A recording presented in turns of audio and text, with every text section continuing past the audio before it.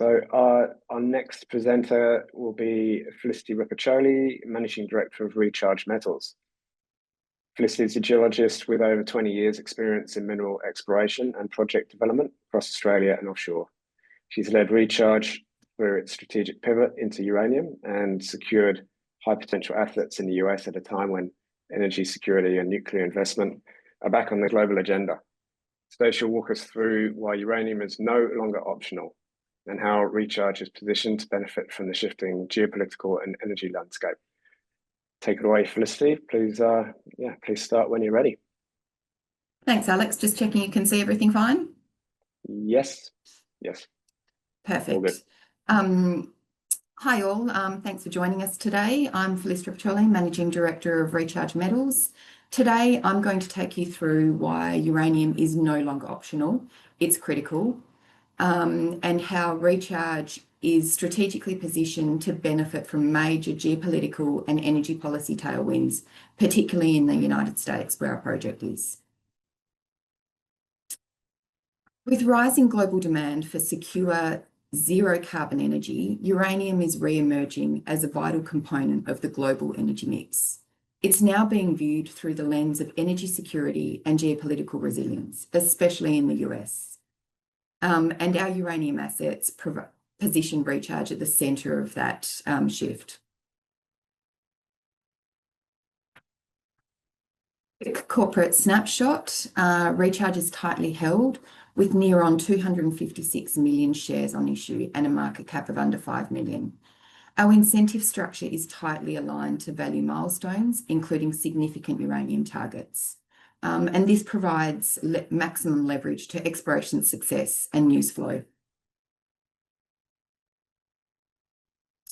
Here's our team and consultants. Our board brings deep North American and Australian project development experience, including permitting and geology, which is really critical as we ramp up our exploration in the US.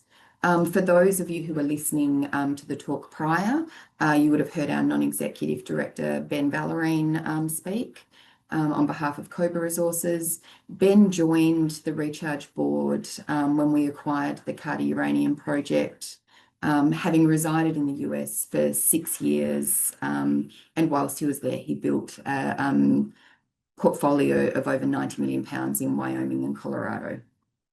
Our consultants provide local expertise with WWC Engineering currently engaged by multiple operators in the Powder River Basin.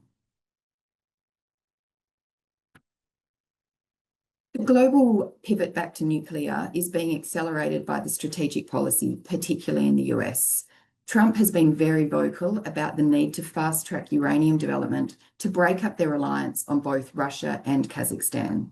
We're already seeing uranium prices respond, with uranium prices being up over 100% since 2021. We believe Recharge is well positioned in that context.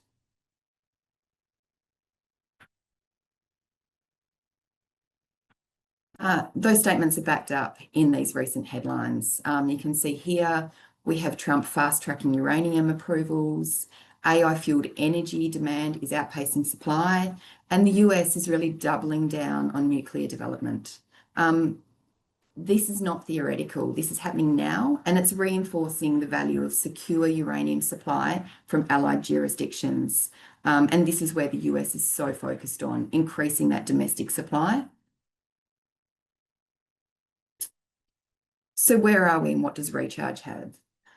Recharge picked up our flagship uranium asset, the Carter Uranium project, late last year. We're located in Montana, on the border of Montana, Wyoming, and South Dakota. We're located on the northern outer rim of the Powder River Basin. The Powder River Basin has been successfully producing uranium since 1974, and there's 6 permitted ISR uranium facilities within 300 kilometres of our project. We're only 60 kilometres north of Peninsula's Lance project, which is one of the largest uranium resources in the US. Our project is an advanced exploration asset. We have existing historical resources and we have excellent potential to expand on these resources. And I'll jump into our project now. So here we are, this is the Carter project. predominantly made up of three main blocks: the Arcadia property, the Minty property, and the Ella property. We have 334 mineral claims, and these cover over 27 square kilometres. Our project is readily accessible by the US Highway 212, which you can see traverses the northern portion of our project, with various other roads providing easy access to our other areas. The area has been extensively drilled in the 1970s and early 1980s by multiple operators, including Kerr-McGee and Chevron. Over 3,500 drill holes have been drilled in the general area, and these have identified over 360 kilometres of oxidation roll front structures, which is where the uranium is hosted. You can see a few people have referred to the fact that this looks like a little bit of a Mr. Squiggle drawing with the green and red lines on there. The green and red lines are these oxidation roll front structures, these 360 k's of oxidation roll front structures that were identified by Kerr-McGee and by Chevron. The red lines represent the Fall River roll front structures, and the green lines represent the Lakota roll front structures. So you can see from this that there's multiple potential for us to expand within the area. These roll fronts, the Fall River and Lakota, demonstrate similar geological, hydrological, and metallurgical characteristics that are ISR amenable and that are currently being exploited within the area. I'll dive into both the Arcadia and the Minty property shortly, which is where you can see that we have historical resources. And just a quick caution that the historical resource estimates are not reported in compliance with the JORC 2012 code. They are resources that were completed by Kerr-McGee, but have been reported in an NI 43-101 report subsequently. There's further information at the end of the report relating to those. So jumping into the Arcadia property, and this is what really made Recharge really want to jump into these projects. We're not jumping into a project where we're starting from scratch. We're jumping into a project where there has been a pile of drilling done at a huge cost, with roll fronts identified and with historical roll fronts, with historical uranium resources identified. The Arcadia property had 3.7 million pounds of uranium identified at 1,250 ppm. And just keeping in mind, lots of the other ISR operations in the area operated approximately 400 ppm. So we're well and above that operating kind of limit that lots of them are working at. We have managed to secure at this stage an estimated 87% of the surface expression of the Arcadia project. There's been a huge amount of drilling, at least 254 drill holes have been completed, mostly on 30 metre spacing, along fences of 150 metres. There's been some fantastic intercepts on there, as you can see from the map, including 1.83 metres at 5,400 uranium, 3.35 at 2,000, 3.65 at 1,700. So all fantastic grades for us to be working on.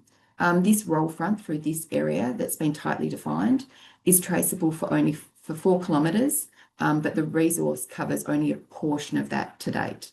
So we're really well positioned to expand on this resource and really test the depths of where this uranium goes to in a meaningful quantity. So significant potential to expand in this resource. Moving to the south of here, we have our Minty property. Our Minty property has 1.4 million pounds at 1,560 ppm uranium. And to date, we have secured approximately 78% of the surface expression. Again, fantastic intercepts within this area, 2.74 metres at 2,900 ppm, 1.86 at 2,600. So fantastic grades for us to further identify. Again, closely spaced drilling, 226 holes have been drilled on this area, again at this 30 metre spacing and fences of 150 metres, so really well defined. The Minty roll front is traceable for 7 kilometres, and as you could see from that earlier picture with my Mr. Squiggle lines, extended both to the east and west, which is areas that we'll be looking at identifying and expanding our position into. So again, significant potential for us to increase the resource in this area. So why recharge and why now? We believe that uranium in the US is the right place at the right time. So our US uranium exposure aligns with this next wave of US energy and industrial policy that we can see coming through. As a low market cap company at the moment, we are providing maximum leverage to exploration and success, news flow, discovery, and any of this policy support that will flow through from the US system. We have multiple targets identified with strong potential to expand on our existing resource base.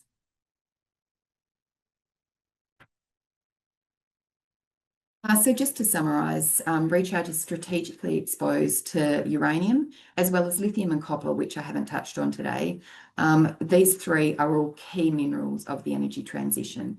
Our US uranium assets are well positioned to benefit from any of this policy momentum shift, which we are seeing on a weekly basis from the US, and we have some strong near-term catalysts. Thanks, Alex. Thanks, Felicity. That was great. Exciting summary of your activities in Montana. I had a few questions. Now, could you elaborate on what drew Recharge to the Carter project specifically, and what's the competitive edge, I guess?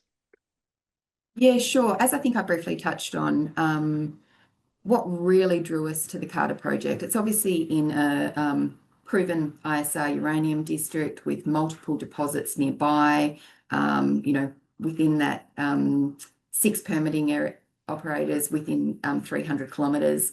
But I think the part that really set our project apart was the amount of drilling that had been done in the 1970s and 1980s. So we're not starting from scratch. We've had all this drilling, we've got this massive data set to work on and the historic resources to build on with the expansion potential. So it's really kind of putting us ahead of the curve, all the work that's been done. We're not coming in fresh. Yep, that's very valuable. And a question sort of related to that, so it's coming from Steve. Interesting question. How favourably do the costs of operations in the US compare to Australia? Like everywhere, it's all the swings and balances. What we see in higher costs somewhere can be lower costs in other areas. I suppose one thing that's favourable is the fact that the drilling that we'll be doing is essentially just waterbore drilling, which is a reasonably cheap and effective way to do it. We don't have as many heritage issues over there, but some of our permitting costs can be a little bit higher. So it is all a little bit of a balancing act. In some ways very similar to the realm that we'd be operating in Australia.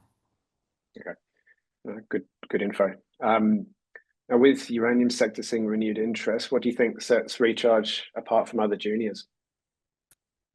Clearly our US exposure, we think it's the right place at the right time. All of Trump's policies are definitely pointing towards that. We have a really tight capital structure. We've obviously got a low market cap at the moment, so we don't take much movement, and investors will get that significant re-rate.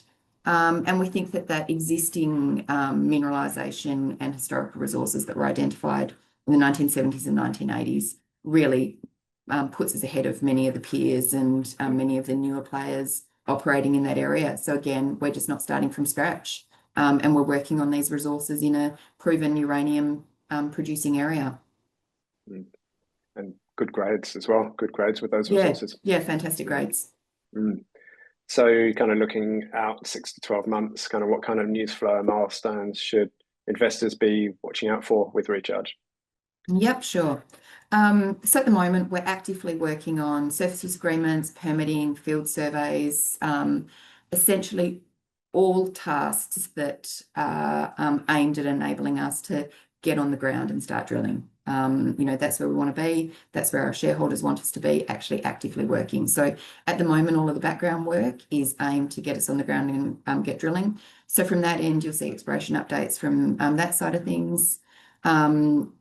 With the aim that obviously the drilling will allow us to verify the historical drilling, that huge historical data set that we've inherited, and also looking at expanding the resource area. And our background kind of exploration work on those known roll fronts, those squiggles going through my map, Hopefully may see some potential tenure additions if we can identify some other ground that we can get our hands on. And I suppose, they're all essentially what we can consider to be re-rating events for Recharge. Excellent. Well, it looks like a lot of future catalysts lie ahead. It's exciting. Well, thank you, Felicity. Thanks for your time today. Thanks for running through that. We'll move forwards now to our next presenter. So thank you again, Felicity. Thanks, Alex.